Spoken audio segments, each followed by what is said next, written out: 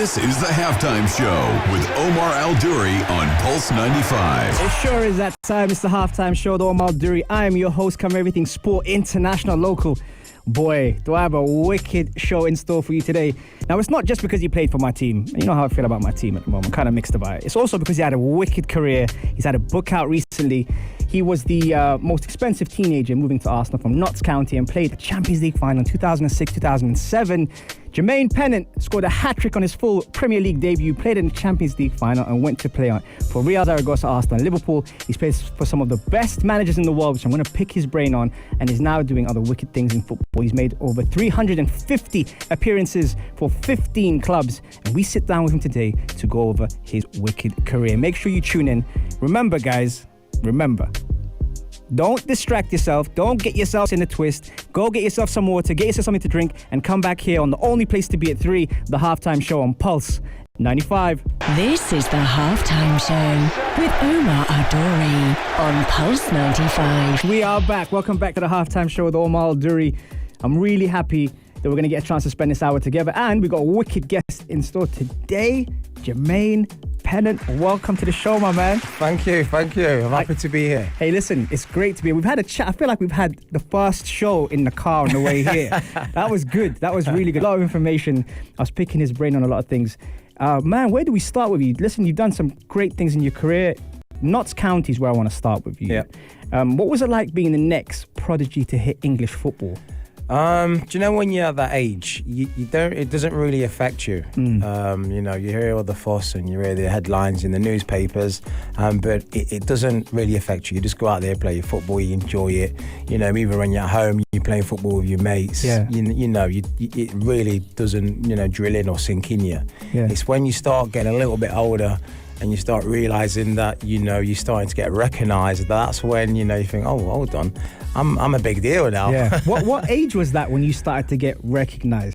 I think it was the first year when I signed for Arsenal. Yeah. So I would have been 15 going on 16. Okay. And that's when I was in the back of the newspapers. And, Was that weird seeing your face in the back? It was weird, yeah. I can remember when the first day we signed, my dad bought about 10 packs of the newspapers to take home to share to the family. Nice. But yeah, it was around then it started to get a little bit surreal, being at Arsenal. How did you find out you were going to be at Arsenal? Did you get a call? Did you get a message? It was literally an agent came knocking at the door and with my dad and said, right, son, we're going down the M1, we're going to London. Yeah. I didn't really know what was going on. So I said, wow, where we're going, Dad? And we're going to Arsenal.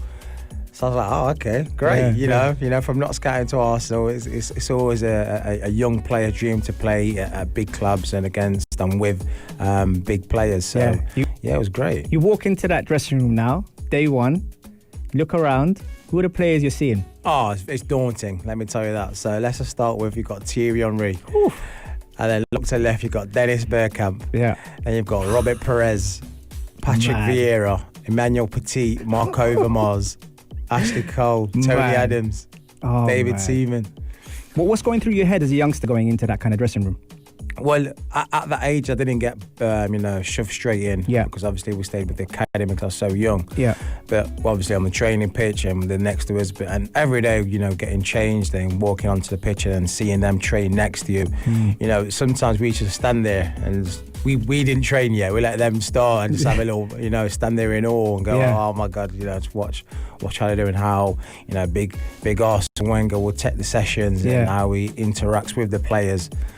So it was great, and it made you give you that ambition. I want to get there. I wanted to get out of this academy now and jumpstart my career. Yeah, and so you come in there and you see, and you mentioned him just now, Arsene Wenger.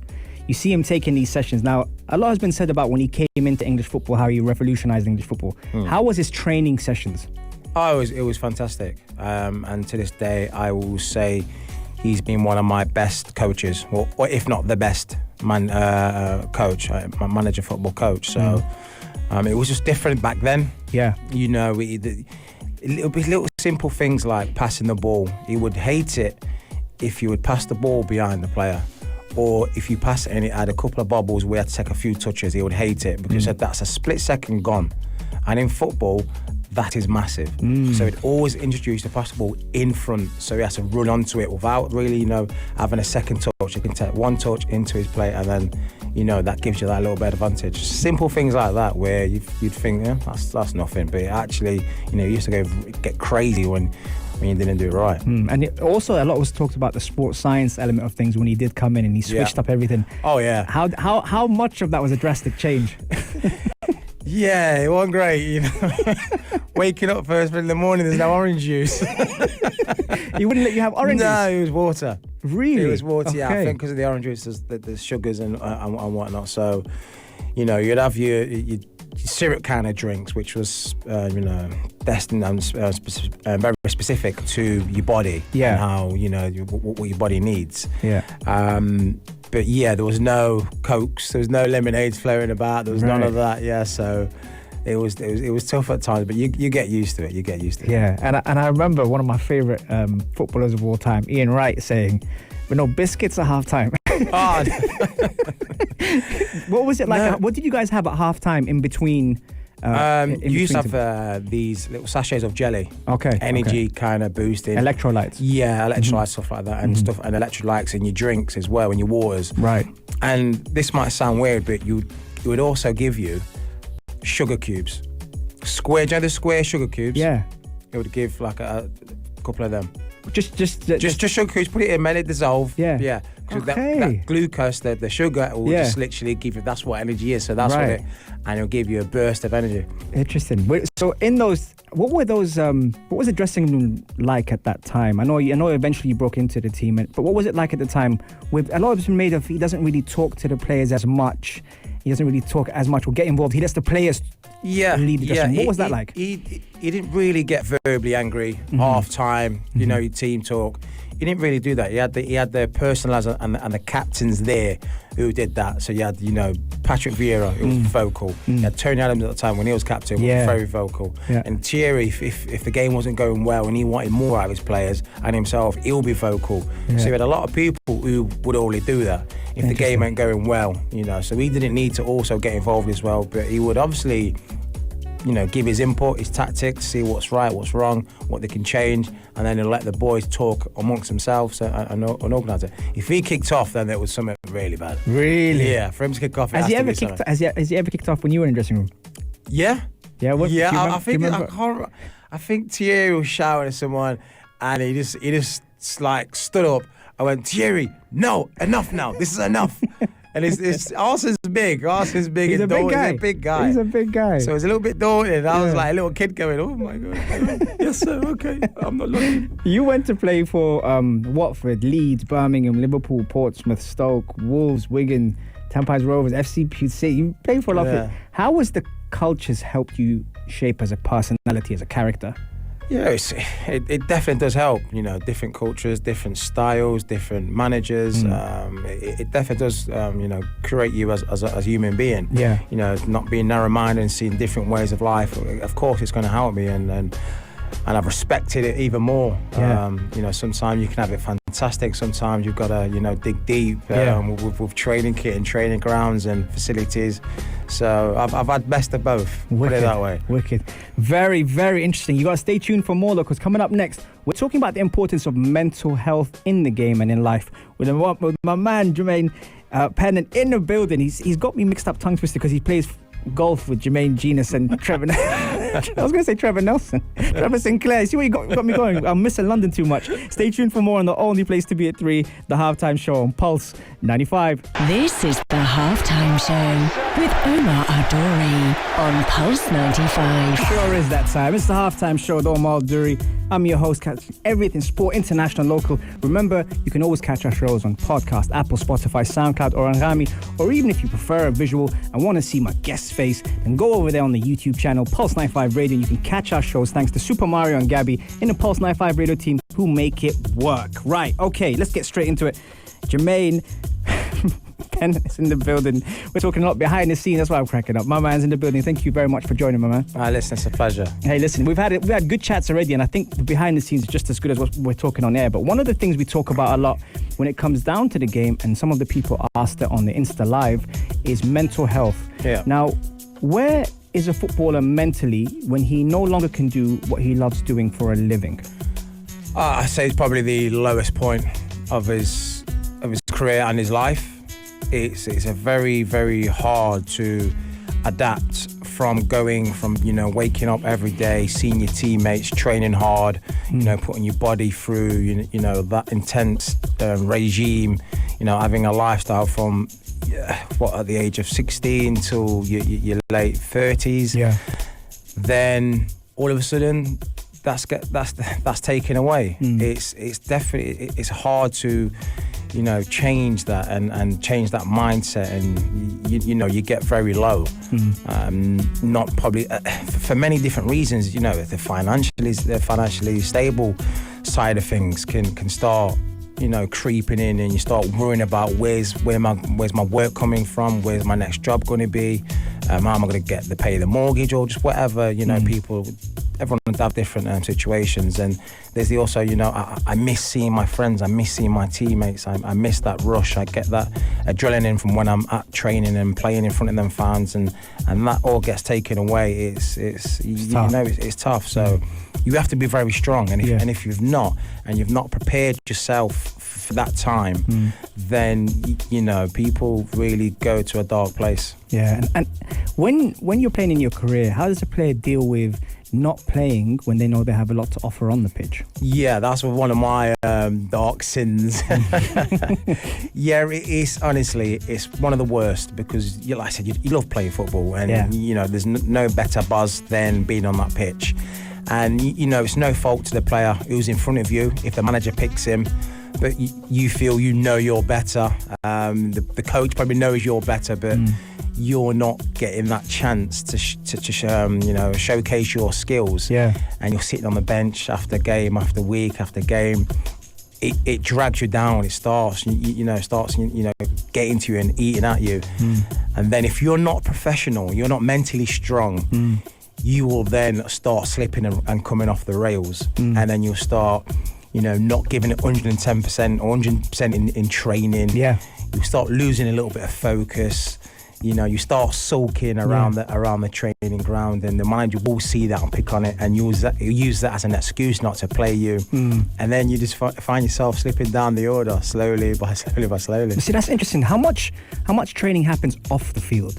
Like things like the psychological part of the game or the mental game, as you've mentioned. How much of that is off the field when you're facing these challenges? I guess now there's a lot more being put into place for these things, because mental awareness has got a lot bigger now. Yeah. And people are speaking about it more and coming out more, so there's more awareness now. But I would say my early playing days and towards the end, there wasn't really a lot there. You would go training, do your work, and then you'd be off home to do whatever, to see your families, your friends, and whatever you're going to do. So there's no one really there to speak to, especially if you was down. And I think players do find it hard to maybe knock on a manager's door to say, look, manager, I'm feeling like this, because you don't want the manager to feel that he can't trust on you on the pitch because you're not mentally there. So it was difficult, but now I feel there's more in place in the modern game.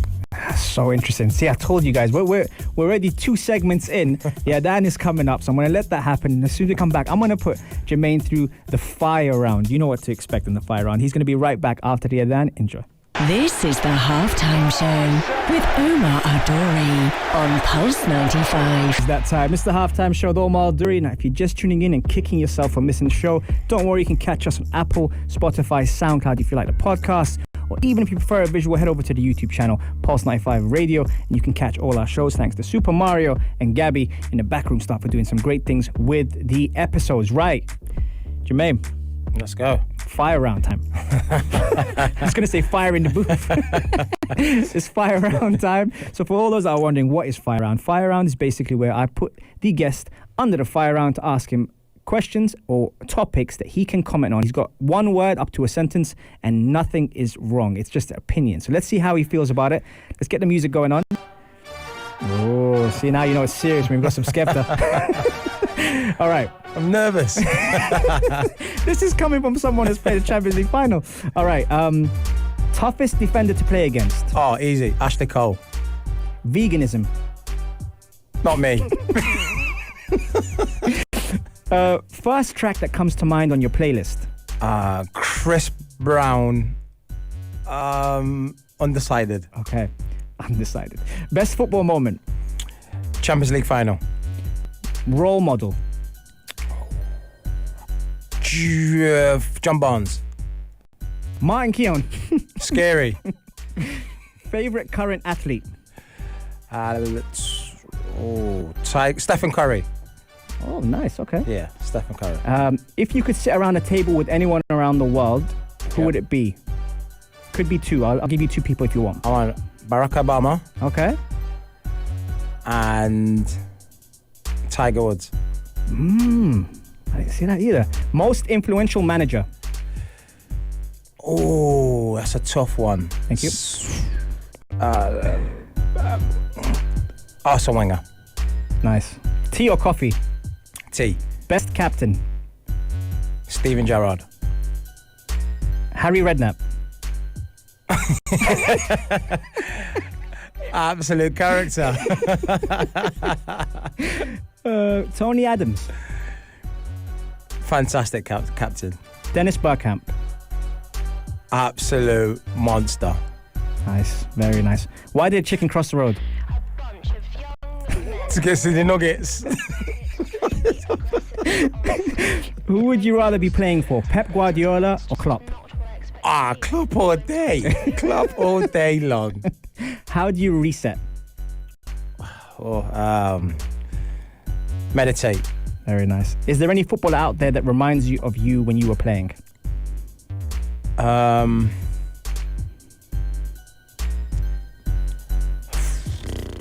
don't know, because the game's kind of changed now. I'm going to go with Mo Salah.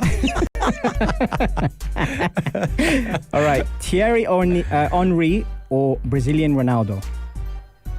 Yeah, I'm putting you on the fire round. I told you. I'm so sorry, Thierry, but Brazilian Ronaldo. Yeah.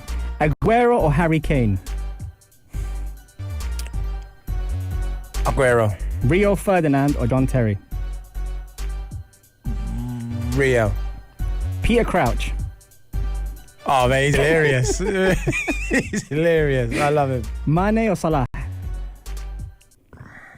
This is horrible. Thank you. They're so important. Mane at the minute. Mane. Okay. Just for this season. I don't normally like to follow the trend, but Messi or Ronaldo? I'm Messi. Okay. What was it like playing on a windy night in Stoke? Oh, not pretty, put it that way. I used to ask myself, why am I here? What's the best shirt you have swapped? Messi. You got a shirt? Yeah. When I was in Spain for that year. Oh, you played for Zaragoza? Real Zaragoza. Real Zaragoza. Very nice. You got the accent as well. The best player you played with? It's probably Torres, Gerrard, Henry, but I'm going to go Henry. Nice. Henry. Is the Championship really harder than the Premier League? Yeah. Favorite cheat meal? Oh. Nando's. Nando's? It's not a cheat, is it? It's not a cheat. No. That's a footballer, though. I rate you for saying that, though. I'll go with McDonald's. I'll go with McDonald's. Okay. The Indian Super League. Great experience. I enjoyed the great experience. Fans was lovely. Yeah. Fans was crazy. Portsmouth achieved European football in 2008-2009 thanks to an FA Cup win over Cardiff. What was that experience like playing under Harry Redknapp and Tony Adams? Both different contrast managers we've got there. Tony was chilled and cool. And Harry was just, Harry. Yeah. I'm sure we've all seen clips of Harry, but it was a great experience under both of them. Excellent. Have you ever come off in a game wondering how you lost that game and you had the game of your life? Yeah. What game? It was Liverpool. Who did we play? I can't remember the team now. I'm going to have to come back on this one, but I can't remember the team, but we didn't win, but we battered them and I was bamboozled. And the gaffer said, don't worry, it's one of them games, which it does happen. Yeah. And advice to any young prospect at the moment now playing football, wanting to get into football? Stay positive, always train hard, give 100% in training and have a great attitude. And if you've got the potential and the skill, then that should, lead you into the right direction. Do you play fantasy football? Not this season, but I usually do. Okay, because someone asked me just now, who have you got on your team? Yeah, my last team was very good, but I didn't do one this year. All right, if you were in fantasy football, what would you be rated? What does it rate you right now? How does it rate? I mean, is it not on cash? Yeah.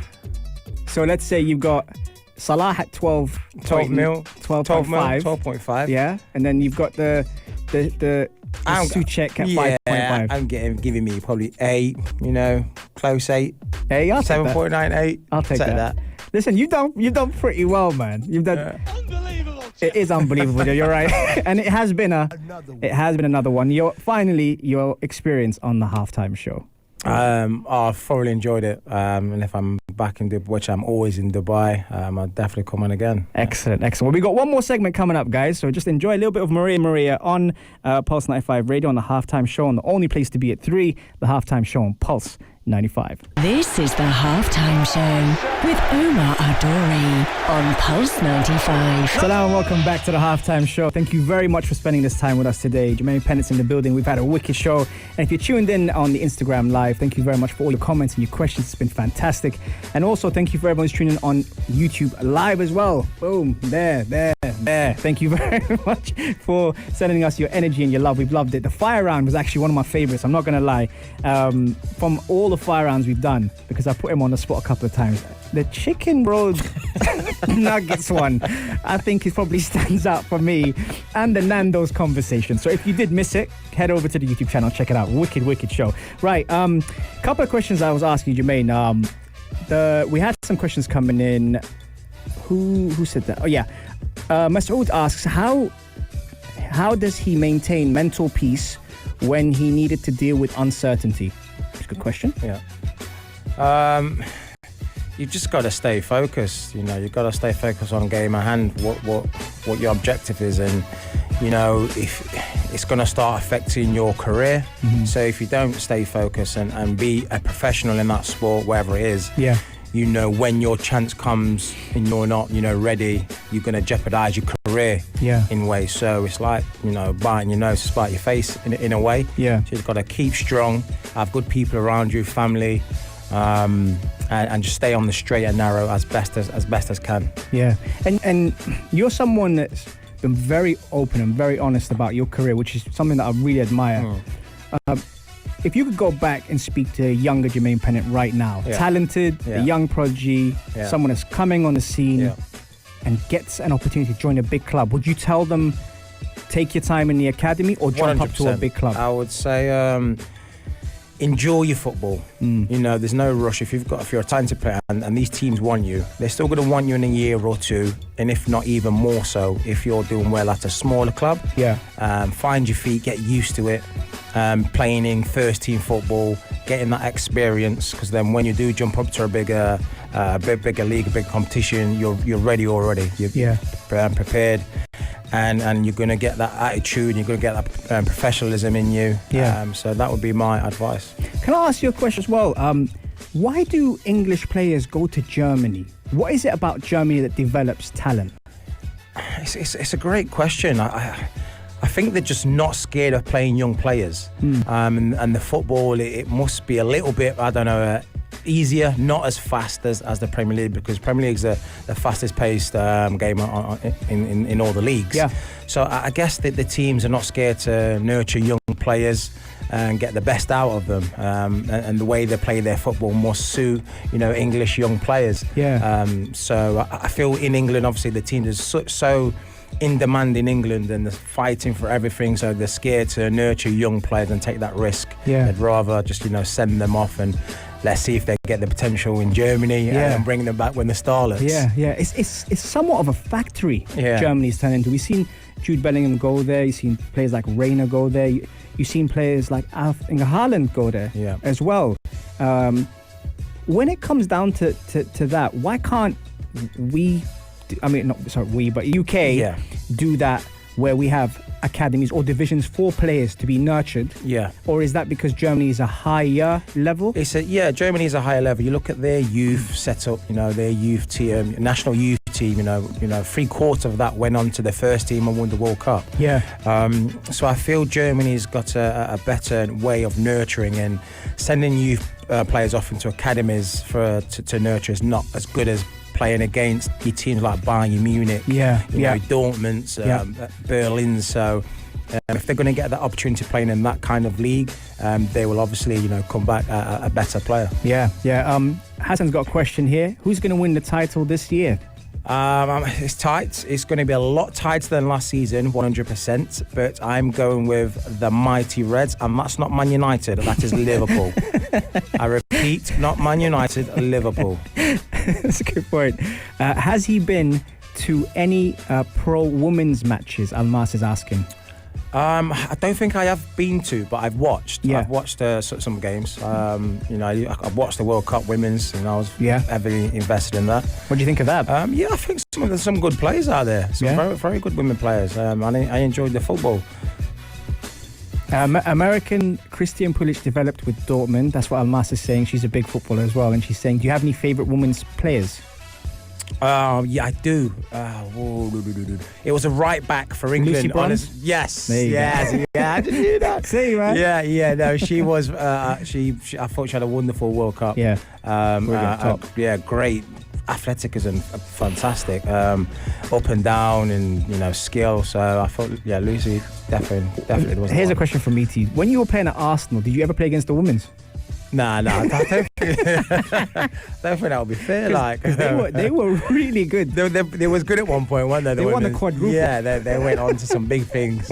No, we didn't play against each other. No. Okay, all right. Jermaine, you're doing some great things at the moment now. You're going around, you're talking to different organizations, different schools, doing stuff on radio, obviously, and speaking to a lot of people. What can we expect from you in the coming year, in 2021? Well, fingers crossed, hopefully, with the pandemic can lighten up and open up some more doors for myself. But, I thoroughly enjoy media. Yeah. So obviously, when I get back home, I'll be back in the office on Talk Sport Radio. Hopefully, get on Sky Sports and do some more punditry stuff. So, and I might even start doing my badges as well. Hey, we spoke about that in the car. I'm gonna. We'll have to see how that can work during this pandemic, and when it can restart and schedule. But hopefully I'll do that as well. And you've worked under a lot of coaches. Do you see a lot of coaches in your style of coaching and vice versa? Well, do you know what? Because I have had a lot of coaches, so I will be taking bits and bobs from the best of all I've worked with. I think I'll be, on the coach side, be a very good man management coach. I was going to ask you that. Would you be more the person who's arm around the shoulder, or would you know someone? 100%, because I know what it's like when you're feeling low, and when your manager comes up to you and reassures you that don't worry, I've got a lot of faith in you, and that goes a long way. Yeah, absolutely. Listen, it is full time, man. It's flown by. 1-0 to the Reds, I'll say that. I'll take that because I'm an Arsenal fan as well. So thank you so much, man. Thank you, man. Pleasure. It's been an honour to host you on the halftime show, and that drive back is going to be even more interesting now. That chicken nuggets comment you made earlier.